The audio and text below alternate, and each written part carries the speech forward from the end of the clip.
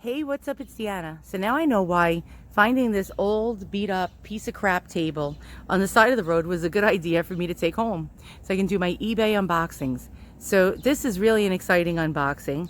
It's actually 1860s, 1870s, from some time during or after the Civil War photographs. And there's two albums that I got from one dealer. And so I'm going to show you all the old photos in it. And also, if you're ever ordering something from the internet, do not use something called media mail. Oh my God, it's slower than what, the Pony Express? So it took 7 days for this box to arrive from Texas. All right, so let me get it opened up and show you what's inside. So here's one of them. There was two. And right now, I'm going to give you a warning. If you have ADD or you get bored very easily, hit the back button. This is going to be a very long video. So here we go. So the first album has beautiful latches on it. This is an 1860s photo album, I can tell. A lot of them were small like this to hold tintypes and CDV photos. And they were always leather bound and very, very fancy, as you can see here. It's in actually really good shape, despite having some wear, which is quite normal. So let's open it up and get to business.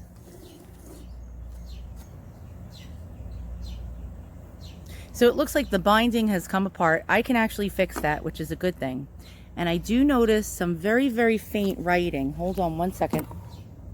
Right here. And I do see the year that looks like 1861. Later on, I'll get my magnifying glass out and try to see what that says.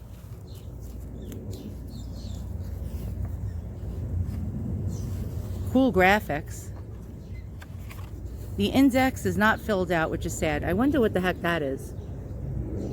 It looks like a little sticker of some man. And here we go. So we got the first guy over here, a bearded guy. And if you notice, his eyes look demonic. The reason why was because in these old photographs, if somebody had blue eyes or very light eyes, their eyes always looked quite strange. Here we have another 1860s era photo.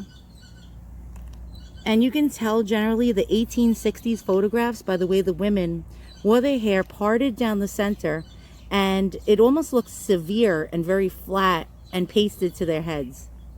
She has a really cool outfit on.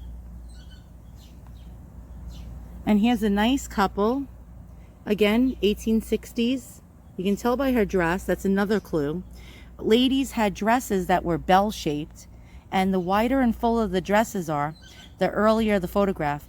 In the next decade and the following decades, the ladies' dresses got more narrow and less wide on the bottom. Here's another 1860s photo, and another way to tell is, you see how his photo is small, like there's just a small vignette of his head in the center? In the 1860s, that was a popular style in photographs. So here's another one. Now this one looks to be the late 1860s or possibly very early 1870s. As you can see, her dress is not as wide and full. She looks to have like a comb in her hair, and that was another common hairstyle for ladies. So here we have something that looks to be sometime in the late 1860s, early 1870s. It's a very pretty lady with a gorgeous locket around her neck, sitting in a fringed chair.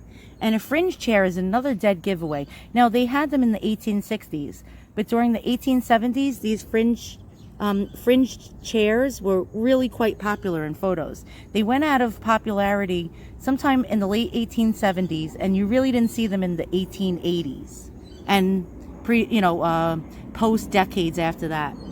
This guy looks Civil War time frame, and you can see part of his cane in the picture. Sorry for the racket in the background. Sounds like my neighbors are yelling and screaming at their dogs. This is an 1870s photograph of a guy. And another probably 1870s photograph as well. This is a baby, and this is what's called hidden mother. So this photograph, the mother was hiding behind the blanket, trying to hold up her child. And that was a common thing during the Victorian era. And they call these photographs hidden mother photographs. That is quite cool. So here we have someone from the 1860s, or just like the very end of the 1860s to the early 70s. And you can see by her hairstyle and her clothing. And she's got an amazing necklace around her neck, which has a big crucifix around it. That's pretty cool. Here we have 1870s photographs. The one on the left looks like an 1870s photograph of this lady. And you can see the fringed chair that I mentioned earlier. And that looks like an 1870s photograph as well. The one on the left looks like an 1870s photograph, and so does the one on the right. And look at her elaborate hairdo. That's quite beautiful.